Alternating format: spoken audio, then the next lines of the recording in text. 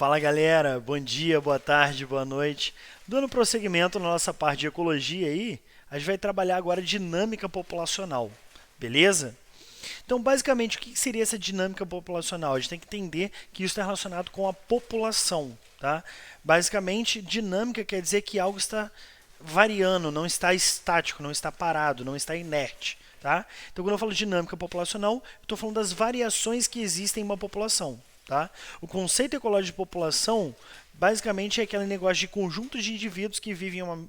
Perdão, conjunto de indivíduos da mesma espécie que vivem em um determinado local em um mesmo momento. O que isso quer dizer?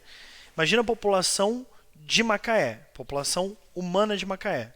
Eu não falei para vocês qual é o momento. Pode ser a população humana de Macaé de 2010, população humana de Macaé de 2020. Tá? Eu posso encontrar variações no número de indivíduos nessa população humana de Macaé. Ou eu falo população humana. População humana o quê? Do planeta, do Brasil, do Rio. Eu tenho que fazer o referencial do local e o referencial do momento. Em 2005, em 2010, 2020, em 2030. Beleza? E aí eu vou encontrar o quê? Algumas taxas que podem ser variáveis com o passar do tempo. Como assim? Taxa de natalidade, taxa de mortalidade, taxa de imigração e taxa de emigração. Isso é a dinâmica populacional. O que é? A variação de indivíduos de uma população com o passar do tempo. Nicolas, se não variou em número de indivíduos, uma determinada população com o passar do tempo, beleza, você não teve uma dinâmica populacional perceptível. Tá? Ela não variou porque não morreu, não emigrou e não nasceu? Ou ela variou porque mesmo morrendo, nascendo, emigrando e imigrando, manteve-se o mesmo número? Essa é a grande questão, beleza? Então vamos dar uma analisada. Existem algumas relações que a gente pode enxergar. Por exemplo, a população está em crescimento quando o número de nascidos mais o número de imigrantes for maior que o número de mortos mais o número de imigrantes. Então, essa população está em crescimento. A população ela está em declínio, ou seja, está diminuindo de tamanho, se o número de nascidos mais o número de imigrantes for menor que o número de mortos mais o número de imigrantes. E a população é chamada em equilíbrio quando o número de nascidos mais o número de imigrantes é igual ao número de mortos mais o número de imigrantes. Beleza? Nicolas, não existiu a dinâmica populacional? Existiu a dinâmica populacional, mas a população está em equilíbrio. Ela está em equilíbrio dinâmico. Beleza? Então vamos analisar como é que a gente enxerga isso. Existe uma curva, tá? Uma representação gráfica, digamos assim, do que a gente chama de curva de crescimento, tá? Ou curva em S. Essa curva de crescimento ou curva em S, a gente vai ver também que existe um outro nome, quando estiver analisando todas as outras curvas juntos, todos os critérios juntos, a gente chama de curva real, beleza? Mas basicamente o que eu enxergo aqui? Ó? No momento A, eu tenho a fase de adaptação da população. O que seria essa adaptação da população? Ah, adaptação no ponto de vista da evolução? Óbvio que não. É a adaptação do ponto de vista de se acostumar com o ambiente. Imagina o seguinte, quando você vai entrar numa piscina com água, sei lá, você está numa região serrana, você vai entrar numa piscina ou numa cachoeira. O primeiro contato que você tem com a água está fria, está gelada. Então você tem digamos, um choque aí. Aí depois que você já está um tempo na piscina, um tempo na água mergulhando, nadando, você se acostuma com a temperatura da água. Beleza? Então, basicamente, uma população em um ecossistema, ela tem um primeiro momento para que ela se acostume, para que ela se adapte àquele ecossistema, àquele local. Beleza? Mas isso não está relacionado a essa adaptação, não quer dizer, não faz menção à adaptação do ponto de vista evolutivo, tá? E sim um acomodamento da população naquele ecossistema. Beleza? Depois a gente tem o momento B, tá? Que representa a fase de crescimento exponencial, ou crescimento em log, tá? Que é o aumento do número de indivíduos daquela população. Porque já se acostumou com as condições do ambiente e não existe ainda competição por recurso. Então ela começa a crescer exponencialmente. Tá? Depois do momento C, é o início da resistência do ambiente sobre a população. Ou seja, em C, começa-se a existir competição, tá? Por recurso. Então, vai começar a diminuir. Em D, você começa a estabilização dessa população por conta da resistência do ambiente. O que é a resistência do ambiente? É a competição por recursos, é a predação dos indivíduos da população, os parasitas agindo sobre os indivíduos daquela população. São quaisquer fatores do ambiente que vão limitar o crescimento dessa população. Beleza? Isso é resistência ambiental. Tá? E no momento E, a gente encontra o quê? A curva teórica do crescimento populacional. Ou seja, no momento E, a gente encontra a estabilidade, a gente encontra um platô. O que seria esse platô? É quando aquela população atingiu o tamanho máximo que o ambiente comporta. Imagina o seguinte, você vive numa realidade futura aí, hipotética, em que o alimento é racionado. Você tem X de alimento por pessoa e você tem X de água por pessoa. Então você tem também uma lei que restringe o número de indivíduos que pode existir na população. Existem, vamos supor, 200 mil indivíduos na população. E o alimento e a água só comporta a vida de 200 mil indivíduos da população. Se a população começar a se reproduzir e chegar a 300, 400 mil, vai existir extinção em massa. Então, o que acontece? Você tem um número máximo de indivíduos que são suportados naquele ambiente. Se vocês lembrarem, existe um cara que vocês estudaram na geografia, tá? Acredito eu, né, que vocês estudaram na geografia, mas a gente fala um pouco sobre ele também quando a gente fala de evolução. Tá?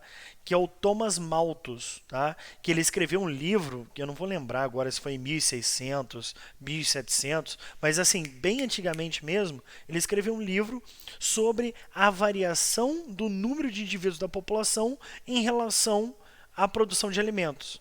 Ele dizia que a população estava crescendo em progressão geométrica, em PG, o que é um crescimento exponencial em log, enquanto o alimento era produzido em progressão aritmética, tá? Em PA. Basicamente, a curva de crescimento de alimento era assim, enquanto que a curva de crescimento de indivíduos da população era assim. Então, imagina isso aqui, ó. Em determinado momento, existiria tantos indivíduos a mais na população que a produção de alimento não seria suficiente para manter todos os indivíduos da população, dessas população vivo. Beleza? Então ele diz que existiria um grande efeito de extinção em massa da população. Isso só não existiu porque existiu uma situação que eu acho que vocês também estudam na geografia, que é chamada de Revolução Verde, que foi quando a gente desenvolveu tecnologias para aumentar a produtividade de alimento, tá? Principalmente na agricultura. Beleza? Aí surgiu insumos agrícolas, pesticidas, adubos, tecnologias para irrigação e plantação e cultivo para otimizar essa criação, essa plantação, né, essa produção de alimento. A parte também de biotecnologia com transgênico, edição genética e assim por diante. Beleza? Então, só para retomar aqui com vocês, momento em que a população está se habituando com o ambiente, com o ecossistema, momento em que ela está com o maior crescimento possível, que é o que a gente chama de crescimento teórico, tá? Aqui começa-se a gerar competição, aqui esse crescimento é o maior possível porque não existe ainda competição. Aqui começa-se a gerar a competição, beleza? Então começa a existir resistência ambiental. Neste momento aqui, começa a entrar em estabilização. Começa a estabilizar, beleza? Essa população. Então, deixa de existir tanto crescimento assim e começa a chegar no platô. Aqui é o platô. Aqui é o tamanho máximo que a população consegue chegar naquele ecossistema. Beleza? Então, é a capacidade máxima de suportar a vida daquele ecossistema. Aí a gente tem a curva em J, tá? Que é o crescimento teórico, tá? É a curva característica da população que não encontra resistência ambiental e permanece na fase exponencial. Então imagina o seguinte, eu tenho uma placa de Petri, tá? Que é uma vidraria de laboratório. Nessa placa de Petri eu tenho todo o alimento necessário para que eu faça uma cultura bacteriana, tá? Eu boto ali umas bactérias iniciais, eu boto em condições de temperatura, pH, alimento, tudo ideal para o crescimento dessa população. Imaginando que ela não tivesse limite de alimento, limite de espaço, limite de nada. Ela tivesse tudo do mais ideal e não tivesse nenhuma resistência, não tivesse nenhum predador, não tivesse nenhum fator de competição, nenhum fator que limitasse seu crescimento. O que a gente chama de crescimento teórico. Esse crescimento teórico, ele se mantém na fase exponencial. Beleza? Normalmente acarretado em função normalmente é acarretado em função de um grande aporte de alimento. Imagina uma população de rato que vive em determinado ambiente. Tá? Aí essa população de rato encontrou um celeiro, uma região onde eles armazenam grande quantidade de alimento, tipo milho, soja, várias coisas assim. Era uma população de rato que tinha 30 ratos. Essa população encontrou um celeiro, um ambiente onde armazena muito alimento, eles vão começar a se reproduzir igual louco. Porque enquanto existe espaço, enquanto existe oferta de alimento, naturalmente os seres vivos entendem que podem sair se reproduzindo. Agora, se você criar uma população de rato dentro de uma gaiola, tipo, pega um casal de rato e bota dentro de uma gaiola pequenininha, com pouco alimento diário para eles, dificilmente esse casal de rato vai se reproduzir. Beleza? Porque biologicamente já é entendido que não existe alimento e espaço para comportar muitos ratos ali. Se você pega esse mesmo casal de rato, bota numa gaiola gigantesca, enorme, com muito alimento, você vai ver eles se reproduzindo pra cacete. Beleza? Então, em condições ideais, sem a restrição ambiental, sem fatores que vão impedir o crescimento populacional, essa população tende a se manter em um crescimento exponencial, em fase de log. Beleza? Normalmente vai ser seguida de uma brusca queda em função do esgotamento do alimento disponível. É aquele negócio que eu falei para vocês do celeiro.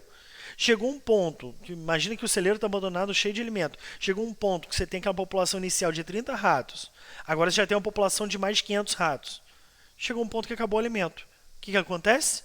Ou esses ratos, cada um vai para um canto buscar alimento, ou eles vão competir para alimento e acabar se matando, ou chega até um período, um processo de canibalismo, onde ratos adultos se alimentam de ratos filhotes. Beleza?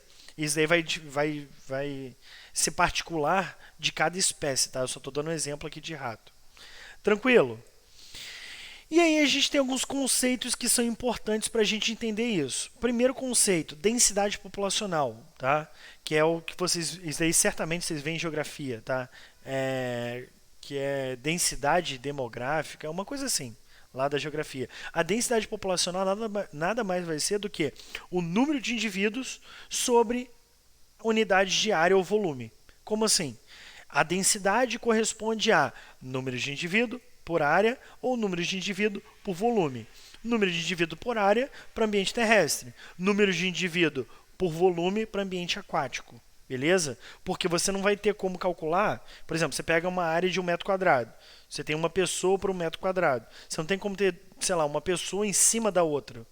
Beleza? Por isso que você não tem como pegar no ambiente terrestre 2 pessoas por, sei lá, 1 metro cúbico. Me entende? Porque você não tem uma pessoa em cima da outra. Já no ambiente aquático, você tem como ter um peixe aqui e um peixe em cima. Um peixe do lado, um peixe do outro, um peixe embaixo. Enfim, você tem como calcular em cima de volume. Beleza? Outra coisa, potencial biótico é a capacidade máxima teórica de crescimento apresentado pelas populações biológicas. O que é capacidade máxima teórica? É o que eu estava falando para vocês das bactérias na placa de Petri.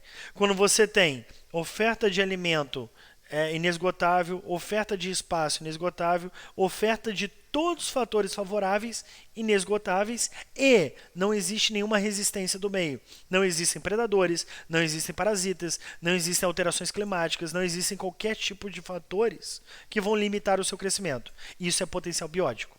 É a capacidade máxima teórica de crescimento de uma população biológica. Beleza? Resistência do meio. São todos os fatores que vão agir limitando o crescimento de uma população. Beleza? Vão ser predadores, vão ser parasitas, vão ser doenças, vão ser escassez alimentar, competição por território, competição para reprodução, alterações climáticas, alterações ambientais. Qualquer fator que limite o crescimento teórico de uma população é a resistência do meio. E a gente tem a curva de crescimento real, que é aquela curvinha S, que é o resultado da interação do potencial biótico de uma população com a resistência do meio. Então, em teoria, essa população consegue crescer assim. Mas existem fatores que são a resistência do meio que vão impedir esse crescimento. Então, como a teoria ela poderia crescer assim, mas existe resistência no meio, ela cresce assim. Essa é a curva real de crescimento. Beleza? Eu tenho uma imagem que representa de maneira ótima isso daí. Curva de potencial biótico é o crescimento teórico de uma população. Seria essa curva em J aqui. Beleza?